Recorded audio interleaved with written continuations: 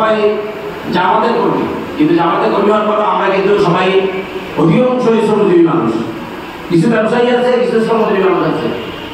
আজকে যদি বাংলাদেশে ইসলামী বিপ্লব করতে হয়, আজকে যদি বাংলাদেশে ইসলাম প্রতিষ্ঠা করতে হয়, আল্লাহ দিনকে যদি আল্লাহ এই জমিনে প্রতিষ্ঠা করতে হয়, তাহলে এই জামাত ইসলামের সাথে শ্রমিক কল্যাণ ফেডারেশন এবং শ্রমজীবী মানুষের একত্রতা প্রয়োজন। আপনি কি ঠিক বলেন? আজকে শ্রমজীবী মানুষ যদি জামাত ইসলামী কাতারে না আসে, এই ময়দানে ইসলাম প্রতিষ্ঠা করা কঠিন হয়ে যাবে। আপনারা যারা এখানে অবস্থান করতেছেন, আপনাদের যারা প্রতিবেশী আছে, আপনাদের ভিতরে বসবাস করে না? আপনাদের এখানে এই গাড়িগুলো যেখানে মেরামত করে ওয়ার্কশপের লোকরা বসবাস করে না? আজকের এখানে যারা উপস্থিত আছেন, আমি আপনাদেরকে একটা কথা বলতে চাই যে এই যে যারা উপস্থিত, তাদের ভিতরে দেখেন কোনো গাড়ি চালক নেই। যদি গাড়ি চালক থাকেও একেবারে মিনিমাম 1% 2% আছে। আমাদের যে ওয়ার্কশপগুলো আছে চারিদিকে ছড়ানো, এই ওয়ার্কশপগুলোর লোক দেখেন এখানে 1% 2% বেশি হবে না।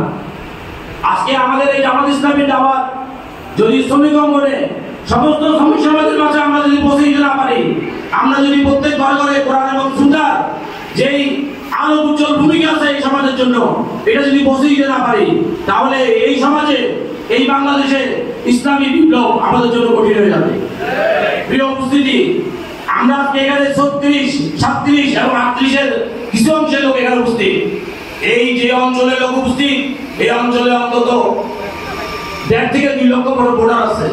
এই অঞ্চলে 20 থেকে 30 লাখ লোকের বসবাস আছে।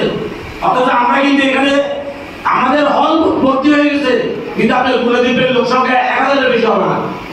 আজকে যদি আমাদেরকে এই ময়দানে ইসলামী বিপ্লব করতে হয়, এই ময়দানে যদি আল্লাহ দ্বীনকে প্রতিষ্ঠা করতে হয়, তাহলে আমাদেরকে প্রত্যেকের ঘরে ঘরে, প্রত্যেকের কাছে কাছে, প্রত্যেকের সমাজে আমাদেরকে ইসলামের দাওয়াত দিতে হবে। প্রিয় ভাইরা,